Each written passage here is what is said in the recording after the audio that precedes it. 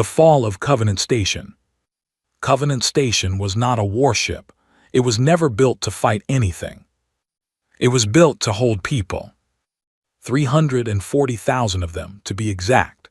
Families who had followed the mining contracts out past the inner systems.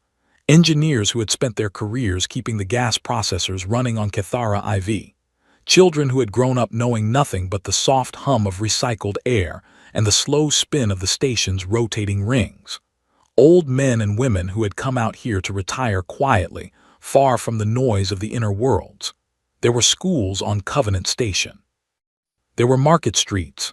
There was a small park on Ring 7 with artificial grass and a ceiling painted to look like a blue sky where parents brought their children on weekends. It was a home. For 340,000 people, it was the only home they had ever known. The Velhari Dominion destroyed it on a Tuesday. There was no warning, no ultimatum, no evacuation order broadcast on any frequency. The Velhari High Command had decided, in a meeting that probably lasted no more than 2 hours, that the space around Cathara IV fell within a territorial corridor they intended to claim. Covenant Station sat inside that corridor. The Velhari military planners had looked at the maps, looked at the station, and made a calculation. The station was not a military target. But it was an obstacle, and removing obstacles was something the Dominion did efficiently and without sentiment. 11 Velhari warships dropped out of faster-than-light travel at the edge of the Cathara system at 3:40 station time, when most of Covenant Station was asleep. The first volley of kinetic slugs hit the station's docking rings before a single alarm had finished sounding. The evacuation pods, rows and rows of them, enough to carry every single person on the station to safety, were destroyed in the first 4 minutes. Not by accident, by design. The Velhari gunners had been briefed to eliminate escape capacity first. It was efficient work. By the time the station's emergency broadcast reached the nearest human military relay, Covenant Station had been burning for 11 minutes. Admiral Seraphine Vale was in her command chair aboard the heavy cruiser HCSV Remembrance when the signal arrived. She had been reviewing patrol schedules, a routine task, the kind of administrative work that filled most of a fleet commander's day. Her coffee had gone cold. She was about to call for a fresh cup when her communications officer, a young lieutenant named Eris, turned from his console with a look on his face that Vale had learned to read over 15 years of service. It was the look that meant something had gone wrong in a way that could not be undone. "Admiral," Eris said. His voice was very steady, the way voices get when a person is working hard to keep them that way. "We have an emergency signal from Covenant Station. It is a mass casualty event, ma'am. The signal is 11 minutes old." Vale set down her cold coffee, put it through. What came through was not a clean distress call.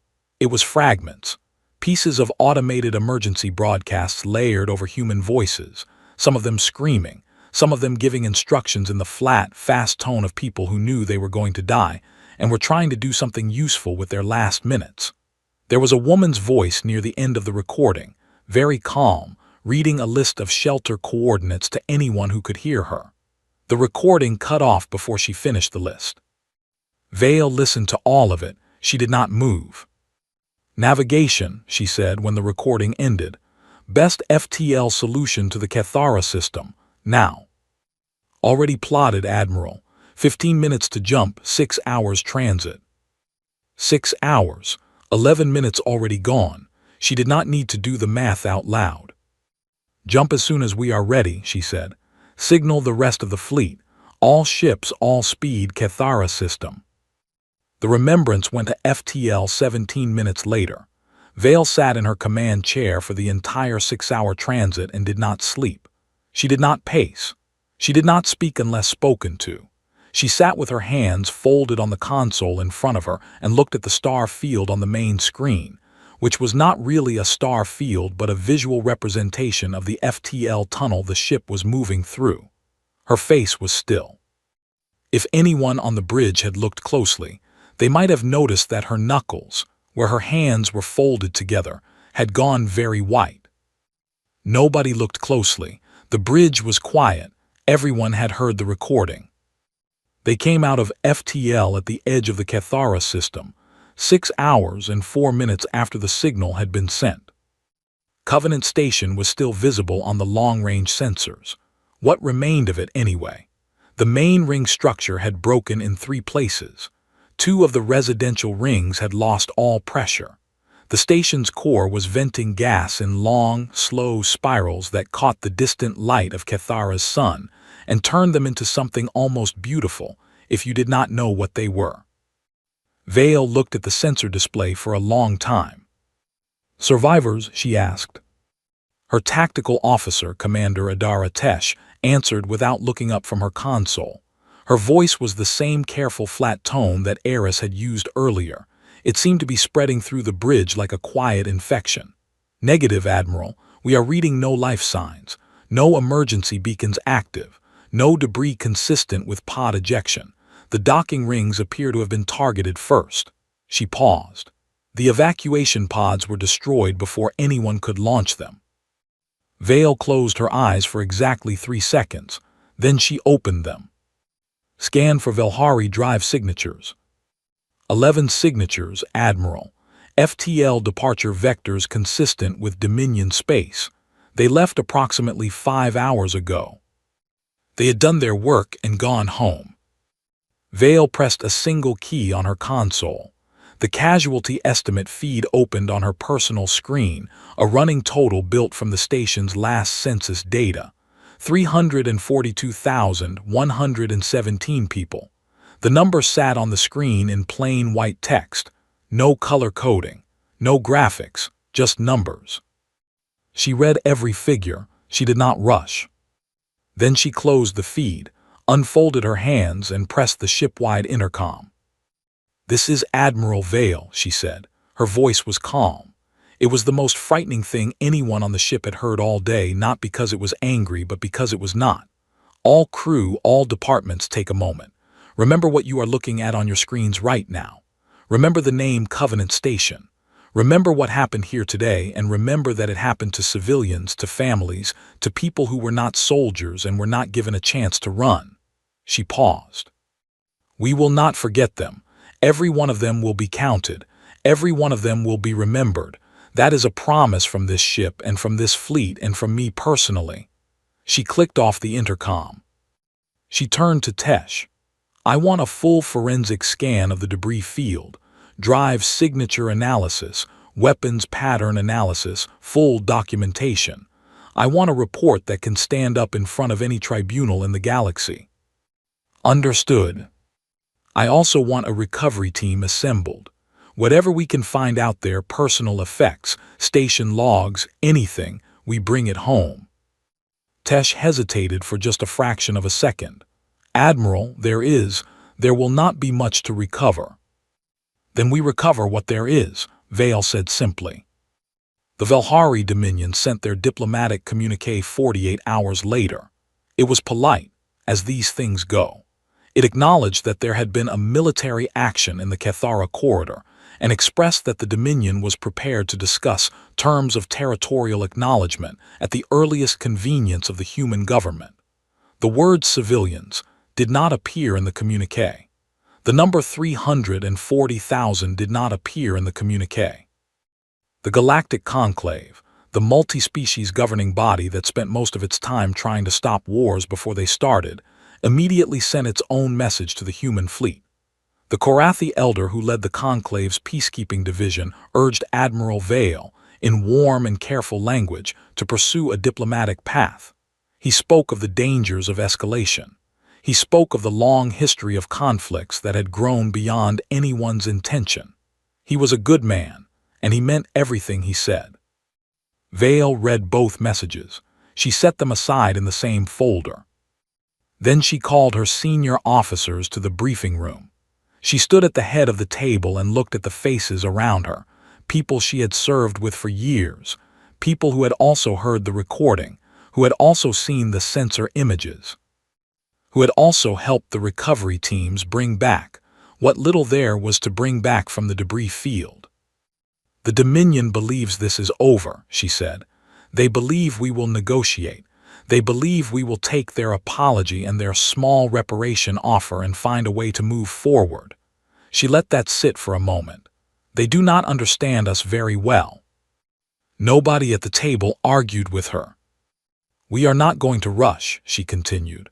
"We are not going to strike out of grief and make mistakes. We are going to be patient. We are going to be precise. And when we move, we are going to make absolutely certain that what happened at Covenant Station never ever happens to anyone again." She looked around the table one more time. "Start making plans. We have work to do." She did not raise her voice once during the entire briefing. That was the most frightening part. Outside the remembrance, in the cold dark of the Cathara system, the broken pieces of Covenant Station continued their slow drift.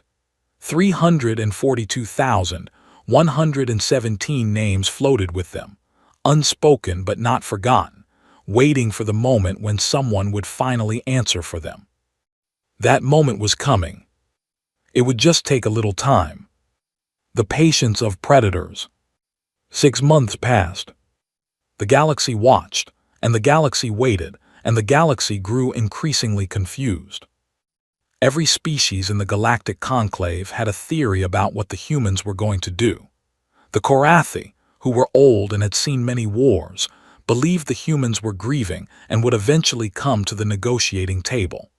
The Skari, a proud warrior species from the Outer Rim, believed the humans were afraid and were using diplomacy as a way to avoid a fight they knew they could not win. The Velhari Dominion, whose military advisors were the most confident of all, believed they had already won, that the destruction of Covenant Station had demonstrated so clearly the cost of opposing the Dominion that the humans had simply decided it was not worth the price.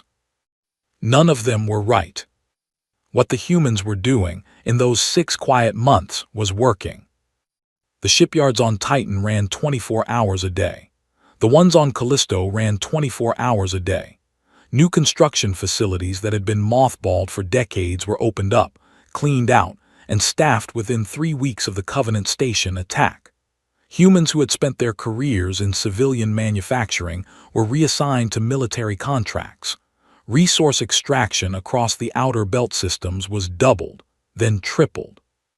The human industrial machine, which had been sitting at a comfortable peacetime pace for nearly 40 years, was pushed to a speed that surprised even the people running it. But it was not just the building that mattered, it was the planning. Admiral Vale did not spend those 6 months angry. Anger was a fire that burned fast and burned careless, and she could not afford careless. She spent those months sitting with her senior intelligence analysts, going over Velhari star maps one system at a time. She spent them reading reports from every deep-cover intelligence asset in Dominion space.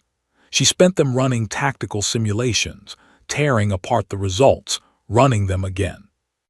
She built up a picture of the Velhari military, not just where their fleets were, but where their supplies came from, how long those supplies took to move, which relay stations carried the most critical communications, which repair depots a fleet could not function without. She was not planning a war the way a sword fight is planned, fast, close, personal. She was planning it the way a flood is planned, patient, inevitable, coming from every direction at once. There was a moment, 4 months in, when the Conclave sent another diplomatic envoy. This one was younger than the Korathi Elder, a Skari representative named Velorath, known for his skill at getting opposing sides into the same room. He arrived aboard the Remembrance with a small staff and a large folder of proposed treaty frameworks and the confidence of a man who believed that every conflict, given enough skilled negotiation, could be resolved. Vale received him in the ship's small conference room. She offered him tea.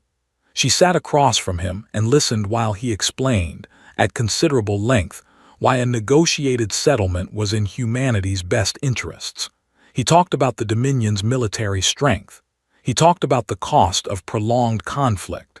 He talked about the importance of maintaining stability in the corridor regions. Vale listened to all of it. She was very polite. She asked a few clarifying questions that Veloreth found oddly specific, things about supply chain logistics and FTL relay station redundancy that seemed out of place in a diplomatic conversation.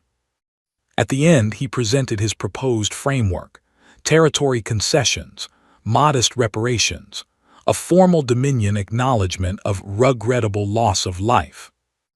Vale looked at the document for a moment, then she slid it back across the table.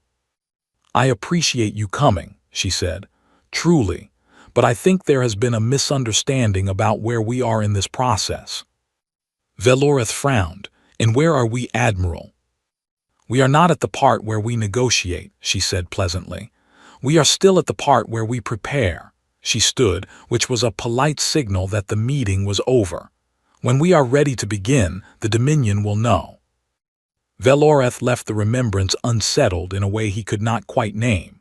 He filed a report with the conclave that included the phrase, "Admiral Vale appears to be in full control of her faculties, but seems remarkably unconcerned with diplomatic timelines."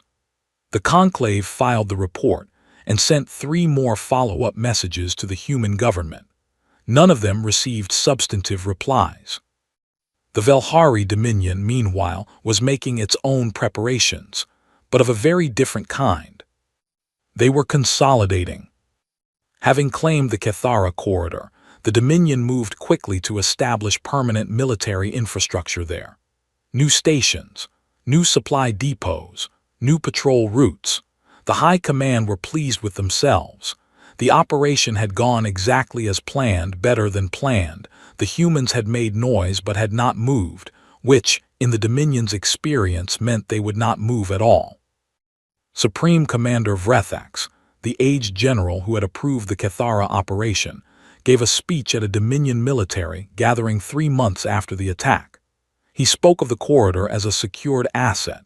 He spoke of human hesitation as evidence of a species that had grown soft after decades of peace. He called the Covenant Station operation a clean demonstration of intent, and received applause from the assembled officers. There was one person in that room who did not applaud. Esethara, a young diplomatic officer from the Dominion's 3rd house, sat at the back of the gathering and kept her hands in her lap. She was not soft. No one rose through the ranks of Velhari diplomacy by being soft. But she had been assigned to monitor the human response channels for the past 3 months, and what she had been watching did not look like a soft species adjusting to defeat. It looked like a species that had stopped talking and started counting. Counting ships, counting resources, counting time. She had written 3 internal memos suggesting that the Dominion reconsider its assessment of the human response. All 3 had been noted, acknowledged, and filed away by men who were certain they already understood the situation. Esethara was given a new assignment. She was to travel to the HCSV Remembrance and deliver the Dominion's formal territorial claim documentation to Admiral Vale in person. It was considered a routine diplomatic formality, a way of making the claim legally registered, a paperwork exercise. She accepted the assignment without comment. She arrived aboard the Remembrance on a gray morning by ship's clock. She had been on human vessels before, briefly, and had always found them strange, not intimidating, just different. Too much open space in the corridors. Odd little touches that served no obvious military purpose. Photographs pinned near crew quarters, small plants in hydroponics bays, hand-drawn pictures on the wall outside what turned out to be the ship's medical bay. She was led to the command deck, where Admiral Vale was standing at a holographic star mapped the size of a large table. 2 of her senior officers stood with her, and all 3 were in the middle of what appeared to be a detailed technical conversation. When Esethara entered, the officers stepped back. The holographic map stayed up. Esethara looked at it. It was a map of Velhari space. Not a rough overview, a detailed, annotated, precisely rendered map of Velhari military installations, supply lines and fleet positions. There were markings she recognized as tactical notations. The map was covered in them. Vale turned to face her guest. She was a tall woman, lean, with close-cropped gray hair and eyes the color of deep water. She did not smile, but she was perfectly courteous. "Diplomat Esethara," she said, "welcome aboard the Remembrance." Esethara delivered the territorial documentation. She read the formal statement as she had been trained to do, in full, without rushing. She presented the documents. She explained the Dominion's position. Then she waited for the response she had been told to expect, some form of acknowledgement, a counter-proposal, the beginning of a negotiation that the High Command was certain would go in their favor. Vale took the documents. She looked at them briefly. Then she set them on the edge of the star map table, not carelessly, but with the air of someone placing an object in a spot where it would not be in the way. "Tell your High Command," she said, "that we have also been preparing terms. They will receive them shortly." She looked back at the map. "In person." Esethara looked at the map again, at the annotations, at the sheer scope of what was laid out across that table. "Admiral," she said carefully, "may I ask, how long have you been planning this?" Vale looked at her. Something moved briefly behind those deep-water eyes. "Since 11 minutes after we received the signal from Covenant Station," she said. "That was when I knew the Dominion had destroyed the evacuation pods first." She looked back at the map. "That was when I understood exactly what kind of response was necessary." Esethara left the Remembrance 20 minutes later. She did not file a routine report. She sent an urgent coded message to 3 different senior officials in the Dominion's government, marked highest priority. None of them took action on it in time. 6 weeks later, Admiral Seraphine Vale gave the order to begin. The reckoning begins. The Velhari Dominion's morning shift commanders were in the middle of their routine briefings when the alerts started coming in. The first alert was from Outpost Kesh-9, a military refueling station on the far edge of the frontier. It reported contact with an unidentified human fleet formation and then went silent. That was strange. Concerning, even. But Kesh-9 was small and isolated, and the duty officer on watch logged it and sent a query to the nearest patrol group. The nearest patrol group did not answer. Because while the duty officer was waiting for that answer, the second alert came in. Then the third. Then 4 more simultaneously. By the time the Dominion's Central Command had fully staffed its overnight crisis center and was trying to build a coherent picture of what was happening, 17 different military installations across the Velhari frontier had either gone dark or reported active contact with human forces. 17, at the same moment, across a stretch of space that would have taken a single fleet weeks to cross. It was not a counterattack. It was not a raid. It was a declaration delivered in the language the Velhari High Command had spent their entire careers learning to speak, the language of military force, and the message was very clear. "We have been watching you for 6 months. We know where everything is, and we are everywhere at once." Admiral Vale watched the reports come in from the command center of the Remembrance, which had positioned itself at the center of the campaign's operational web like the center of a very large, very patient spider. Around her, her staff worked calmly and steadily. There was no cheering. There was no excitement in the room. People called out updates, confirmed coordinates, relayed orders in the flat professional voices of people who had prepared for this so thoroughly that the execution felt almost routine. That was exactly how Vale had trained them. The 17 simultaneous strikes were only the opening. Each target had been chosen not for drama, but for function, supply depots that fed the frontier fleets, FTL relay stations that carried Dominion military communications, repair facilities that allowed warships to stay operational for extended deployments. None of them were civilian targets. Every one of them was a load-bearing pillar of the Velhari military machine. And in another twist that the Dominion's commanders would puzzle over for years afterward, many of the relay stations were not destroyed.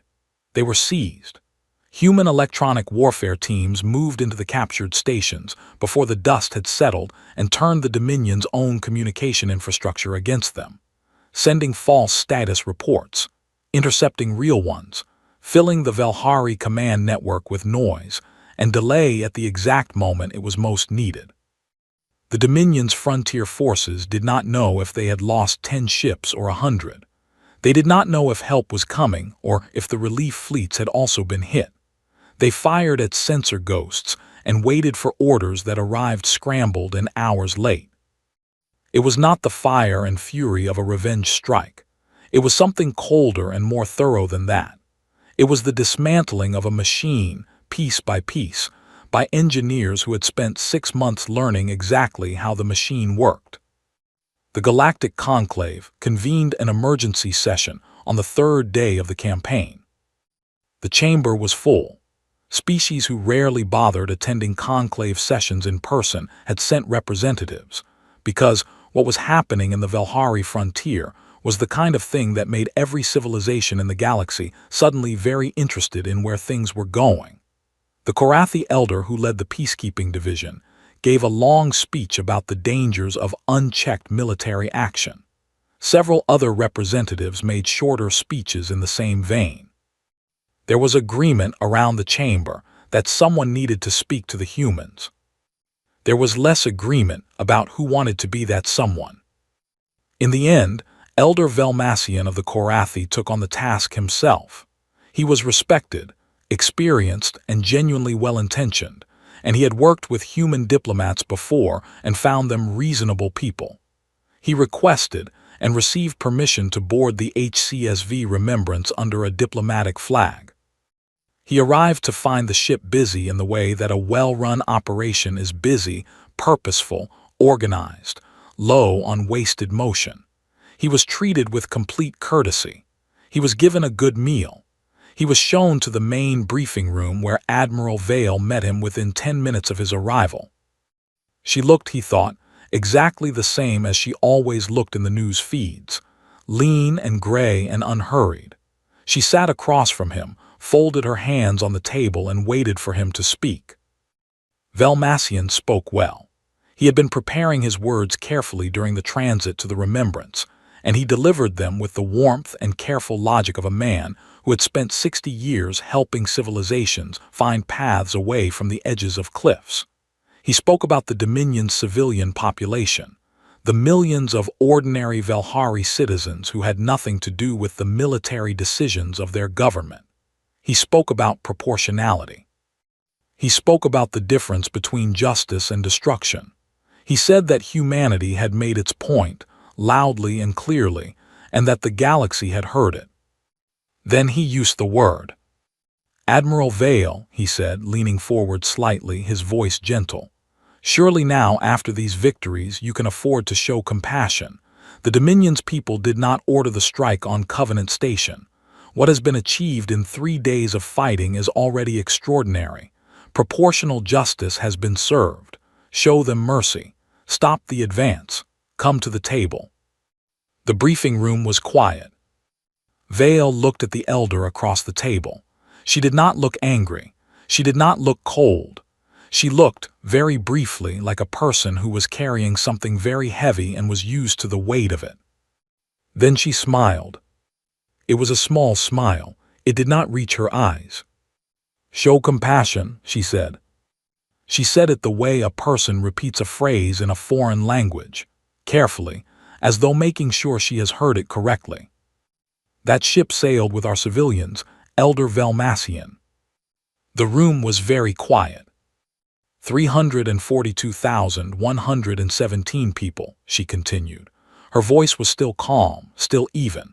The Dominion did not give them a warning. They did not give them a chance to leave. They destroyed the evacuation pods first. Did you know that? That detail is in the forensic report we filed with the Conclave 7 days after the attack. The Velhari gunners were briefed to eliminate escape capacity first. That means someone planned it. Someone thought about those pods and made a deliberate decision. She unfolded her hands. I have thought about that decision every day for 6 months. Velmassian was quiet. "I want to be very clear about something," Vale said.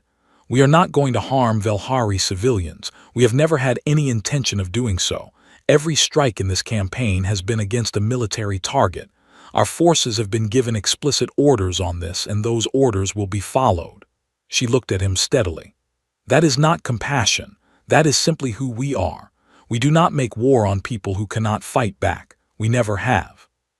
She stood up slowly, which meant the meeting was moving toward its end. But the Dominion's military, the ships, the installations, the command structure, and every officer who sat in a room and decided that 340,000 civilians were an acceptable obstacle that will be dismantled, completely, not out of cruelty, not out of revenge. She looked at him one more time. Out of consequence, because a galaxy in which that decision goes unanswered is a galaxy in which the next ambitious government looks at Covenant Station and thinks, "That worked." Velmassian was quiet for a long moment. "And if the Conclave formally demands a ceasefire?" "Then the Conclave can formally demand it," she said, not unkindly. "And we will formally note the demand, and we will continue." He left without a ceasefire agreement. He was a wise enough man to understand that he was not going to get one. On the 7th day, the Dominion's frontier commander, a 4-star general named Rethvakar, attempted a concentrated counterattack with what remained of his available fleet. He had about 60% of his normal combat strength. The supply disruptions and relay station seizures had taken a serious toll, but 60% was still a significant force, and Rethvakar was a capable officer. He found that Admiral Vale had anticipated exactly this move. The human fleet that met him was not the fleet he had expected. It was not the same rapid strike forces that had hit the frontier installations. It was heavier, slower, built for endurance rather than speed. Ships with enormous forward shielding and weapon systems designed for sustained engagement at long range. The battle lasted 9 hours. At the end of it, Rethvakar had 14 ships left, and he was using them to cover a full retreat toward the Dominion's interior systems. He filed a report to Central Command that was, by the standards of military communications, close to desperate. He described the human forces as operating on a doctrinal model we have no framework for, and requested urgent reinforcement. Central Command sent what they could. It was not enough. The advance continued. What humans do that others cannot. Nobody could explain it. That was the honest truth. Every military analyst in the Galactic Conclave had a model for how wars worked. You advanced. You fought. You broke the enemy's ability to resist. The civilian population behind your lines was your concern, your own people, your supply base, your reason for fighting. The civilian population on the other side was a problem you managed. You kept them away from your forces, you controlled their infrastructure where necessary, and you hoped they did not become an active problem. What you did not do was feed them. What you did not do was send your medical ships to treat their sick and injured, while your warships were still fighting their military 2 systems over. What you did not do was have your engineering team spend 3 days repairing a Velhari water processing plant in a captured border town, when those 3 days could have been spent advancing your lines. And yet, every correspondent, every observer, every conclave monitor assigned to the human advance filed the same reports, and those reports all contained the same note of baffled disbelief. Yes, the humans were fighting. Yes, they were dismantling the Velhari military with a thoroughness that military historians were already struggling to find comparisons for. But behind the warships, moving in their wake like a second fleet with a completely different mission, came the supply transports, the medical vessels, the humanitarian teams. They were not performing. There were no news crews on most of these ships. There was no audience being catered to. The humans simply seemed to be constitutionally unable to move through a place where people were suffering and not stop to help. It made no strategic sense. Every Velhari military advisor who modeled it came to the same conclusion. This behavior slowed the human advance, consumed resources that could have been redirected to combat operations, and gave material benefit to the population of an enemy nation. By any rational calculus of warfare, it was a mistake. The humans kept doing it anyway. Ethara had not gone home after the campaign began. She had not been ordered to stay. She had simply requested assignment to the Conclave's Civilian Observation Unit, the group of neutral monitors embedded with the human forces to document compliance with galactic laws of war. The request had been approved with some surprise. A Velhari national embedding with human forces was unusual, but Ethara had reasons, and she kept them to herself. She had been moving with the observation unit for 3 weeks when they reached the border settlement of Kethamara. Kethamara was a Velhari civilian town of about 12,000 people, too small to matter strategically, too close to the frontier to have been untouched by the conflict. The town's local government had fled when the fighting got close. The garrison that had been stationed there had pulled back with the main Velhari retreat. What remained were 12,000 ordinary people, farmers, craftspeople, families, who had locked their doors and waited, and did not know if the human forces would treat them the way Velhari propaganda said they would. The human forces arrived at Kethamara on a cold morning, local time. There was no bombardment. The lead vehicles, ground transports, not weapons platforms, stopped at the edge of town and waited. A small group of soldiers got out. They were armed because they were soldiers in a war zone, and being unarmed would have been genuinely foolish, but their weapons were slung and their hands were visible. One of them was carrying a large printed sign with text in Velhari script. Ethara, watching from the observation transport, asked her translator to read it. "We are not here to harm you. Our medical team is behind us. If you need food, water, or medical help, please come to the square. You are safe." The town was very still for a long time. Then a door opened. An old Velhari woman, gray-scaled, moving slowly, came out of her house and stood on the street looking at the soldiers. One of the soldiers, a young man with dark skin and an easy way of standing, raised a hand in greeting. He said something the translator caught as a simple hello in basic Velhari. The old woman looked at him for a moment. Then she pointed down the street, toward what turned out to be the town's clinic, which had run out of basic medical supplies 2 weeks ago. The soldier nodded. He turned back to his team and said something. Within 20 minutes, the medical transport had moved up and the town's clinic was being restocked. By the afternoon, the square was full. Ethara walked through Kethamara for 2 hours.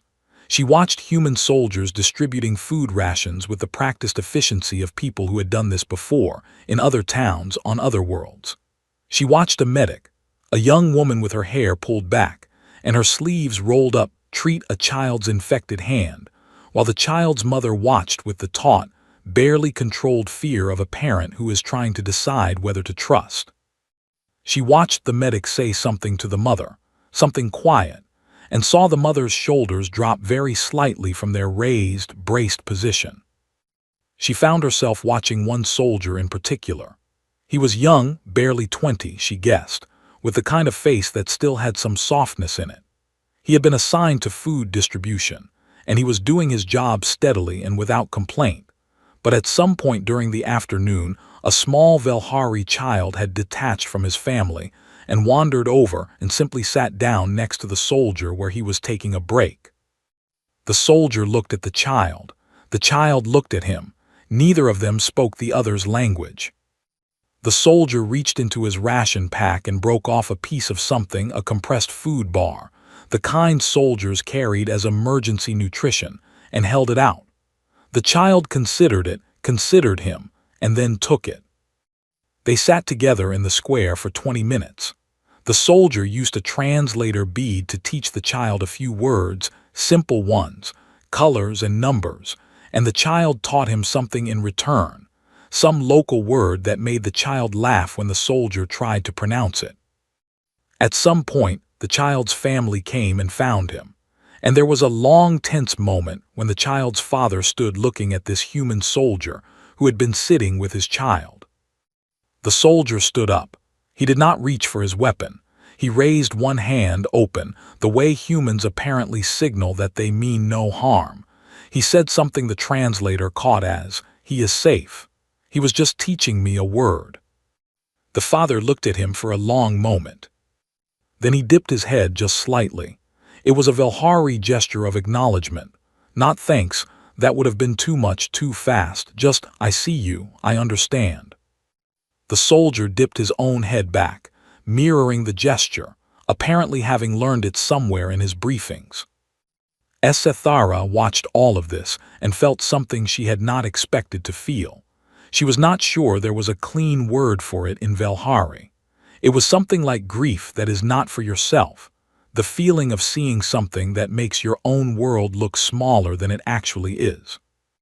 She had grown up in a civilization that treated warfare as a transaction and civilians as a variable. She had never questioned it because she had never seen anything else. The Dominion's power was real, its reach was vast, and its logic that strength determined outcome, that sentiment was a weakness, had seemed like simply the way things were. But this was not a transaction. These humans were not gaining anything by feeding this town. They were not earning goodwill that would help them win a battle somewhere. They were not being watched by anyone whose opinion mattered strategically. They were doing it because there were people who were hungry, and they were people who had food, and somehow, in the deep wiring of whatever humans were made of, that was simply sufficient reason. They hated. She knew they hated. She had heard the recording from Covenant Station. She had seen Admiral Vale's eyes when she talked about the evacuation pods. These humans were in the deepest grief, conducting the most methodical military campaign in recent galactic history, and they still could not walk past a hungry child without stopping. She did not know what to do with that. She filed her observer's report that night and wrote, in the notes section, a single sentence that was not standard protocol for an observation report. "I do not think we understood what we were dealing with." 3 weeks later, the last major Velhari fleet formation was cornered at the fortress world of Seth Prime. It was the most significant battle of the campaign. The Dominion had concentrated everything they had left into one last defensive stand at their most heavily fortified system. Vale had anticipated this. She did not rush the engagement. She positioned her fleet carefully, eliminated the fortress world's long-range support capacity over 2 days of methodical fighting, and then offered the defending fleet commander a choice: surrender or be destroyed. The defending commander chose destruction. It was, in many ways, a very Velhari decision. The Battle of Seth Prime lasted 11 hours. At the end of it, the Velhari Dominion had no functional military fleet. What remained of their naval power were scattered patrol ships too small and too isolated to form a coherent force. The Dominion's military was broken. Admiral Vale recorded the end of the battle in the ship's log with a single line: "Campaign objectives achieved. Proceeding to final phase." She went to her quarters afterward and sat for a while in the dark and did not call anyone. She sat with the number 342,117, and she let herself feel the weight of it fully for the first time since the morning she had closed that casualty feed and told her crew to remember. Then she got up, washed her face, and went back to work. There was still the matter of the terms. The terms.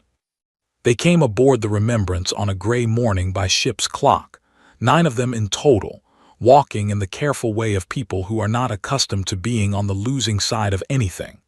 They were in formal military dress, immaculate uniforms, rank insignia polished, the disciplined appearance of officers who had decided that if this was the end, they were going to face it with their dignity intact. At their head was Supreme Commander Vrethax. He was old, by Velhari standards, heavily scarred along the left side of his face from some earlier battle in a career that had spanned 4 decades. He had been one of the architects of the Dominion's expansion policy. He had sat in the room where the Cathara operation had been approved. He had read the casualty projections that included Covenant Station and had signed the authorization anyway. He walked through the corridors of the Remembrance with his spine straight and his face expressionless. He looked at nothing. Cathara was there too, not as part of the Dominion delegation but as a conclave observer, standing near the back of the room when the delegation entered. She watched Vrethax take his position across the long table from Admiral Vale and saw, in the way he held himself, the calculation he was still running. He was a man who had spent his entire career understanding war as a thing with a price, and he was trying to determine what price was about to be named. Vale was already in the room when they arrived. She was standing, not sitting, standing at the side of the table, one hand resting lightly on its surface, reviewing something on a small data pad. She looked up when the delegation entered. She did not smile. She did not look triumphant. She looked like a person with a very specific task to complete who was going to complete it properly. "Supreme Commander Vrethax," she said, "please sit." They sat. The terms were read by Vale's senior legal officer, Commander Teshin, a precise and serious man who read clearly and without hurry. He had a deep, steady voice, and the room was very quiet while he spoke. The first term, every flag officer and military planner involved in the authorization and execution of the Covenant Station strike was to be remanded to the Galactic Conclave's War Crimes Tribunal, not to human custody, to a neutral body governed by galactic law. A list of names was attached. It had been compiled over 6 months of intelligence work and was thorough. Vrethax's name was on the list. He did not move. The second term, Velhari military capacity, was to be reduced to a defined defensive level and monitored by a joint conclave oversight commission for a minimum of 50 years. No offensive fleet construction. No expansion operations. The frontier fortifications already built in the Cathara corridor were to be dismantled. The third term, substantial reparations, the figure significantly larger than anything the Dominion had offered in their initial communiqué, were to be paid into a dedicated fund. The fund had a name. It was called the Covenant Station Recovery and Remembrance Fund, and its purpose was to support the families of those killed, the communities that had lost people, and a long-term program of humanitarian work in the regions affected by the conflict. The fourth term, Velhari civilian governance, was to remain fully intact. No occupation, no annexation, no territory seized. The Dominion's homeworld, its colonies, its internal political structure, all of it untouched. The civilian government of the Velhari people would continue to govern the Velhari people. There was a small stir among the delegation at this point. They had not expected it. The fifth term was the last, and Commander Teshin paused before reading it, not for drama, but because it was written differently from the others. The other terms were in the formal language of legal instruments. This one was shorter, plainer. A memorial is to be constructed on the Velhari homeworld, in a location of sufficient public prominence, bearing the name of Covenant Station and the names of all 342,117 individuals who died there. The memorial is to carry a single inscription. These names are a promise. This will not happen again. Commander Teshin finished reading. He set the document down. The room was silent. Vrethax looked at the document in front of him for a long time. His face had not changed during the reading. It had stayed careful and controlled, the way a professional soldier's face stays when he is absorbing difficult information and has not yet decided how to process it. He looked up at Admiral Vale. "You had us," he said. His voice was even and direct, the voice of a man who had spent his career speaking plainly. "The fleet is gone. The frontier installations are gone. We have no capacity to resist further. You had us completely." He looked at the terms again. "You could have taken everything, territory, resources, our capacity to govern ourselves." He looked back at her. "Why didn't you?" It was a genuine question, Not rhetorical, not defiant. He actually wanted to understand. Vale looked at him for a moment. She pulled out the chair across from him and sat down, which she had not done until now. She put her hands flat on the table. "Because we're not doing this to take something," she said. Her voice was quiet, quiet enough that the people at the back of the room had to lean slightly to hear her. "We're doing this so that 342,000 names mean something, so that what happened at Covenant Station has a weight to it that lasts." She looked at the document. "If we took your world, we'd be conquerors. History has enough of those." She looked back at him. "We want a galaxy where Covenant Station never happens again." "That's what we want. That is the only thing we want." Vrethax was quiet for a long moment. "The memorial," he said, "on our homeworld." "Yes." "You want us to build it?" "Yes." "Why?" Vale considered the question carefully, the way she had considered everything throughout this whole long process. "Because forgetting is what makes it happen again," she said. "We are not asking your people to carry guilt forever. We are asking them to carry the knowledge. There is a difference." She looked at him steadily. "Your civilian population did not choose this, but they live in the civilization that produced it. The memorial is not punishment. It is the cost of not letting the knowledge disappear." Vrethax looked at the document for a long time. His face had changed slightly. Something had shifted behind it. Not remorse exactly, not yet, but perhaps the beginning of a process that might get there eventually. He picked up the authorization stylus. He signed. The delegation filed out in the same careful way they had entered. Most of them left quickly, with the quiet efficiency of people who have finished a difficult thing and want to not be in this room anymore.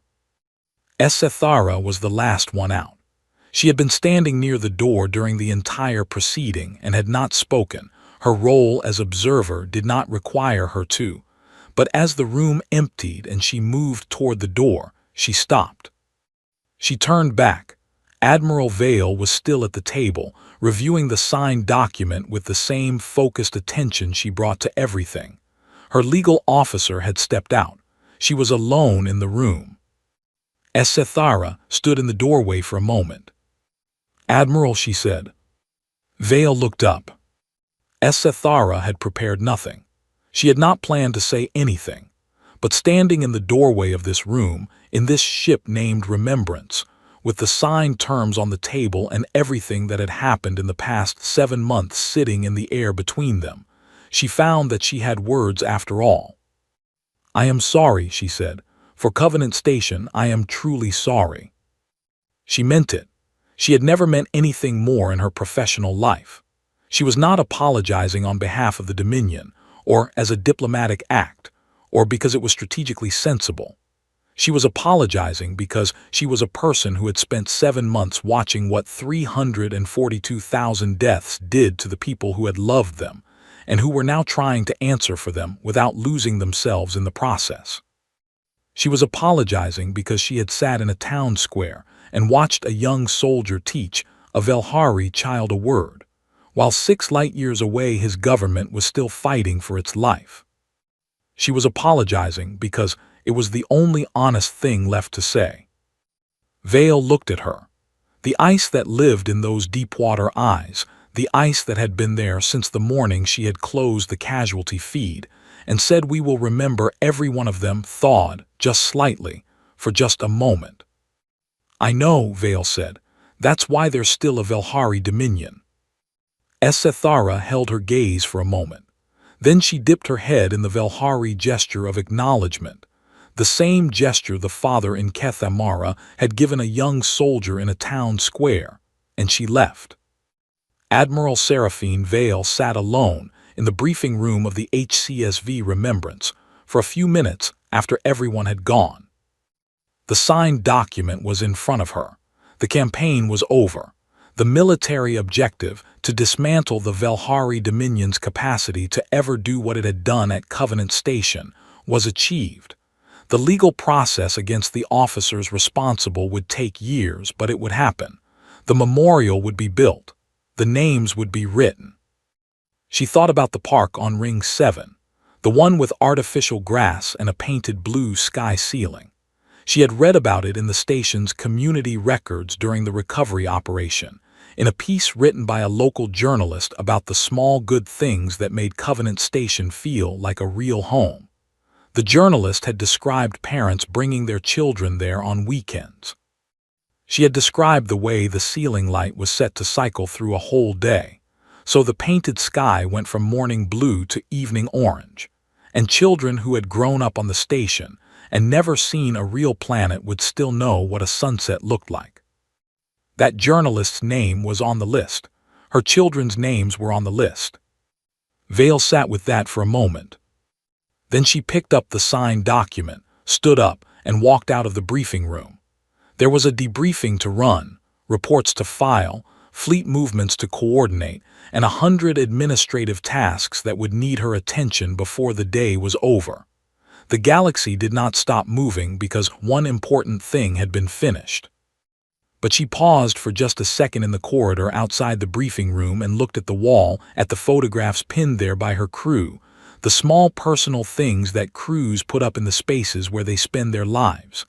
There was a photograph of a park, she noticed, artificial grass, a painted ceiling. Someone had put it there. She did not know who. She did not ask. She straightened it slightly, where one corner had come loose from the wall. Then she walked back to the bridge, and she got back to work.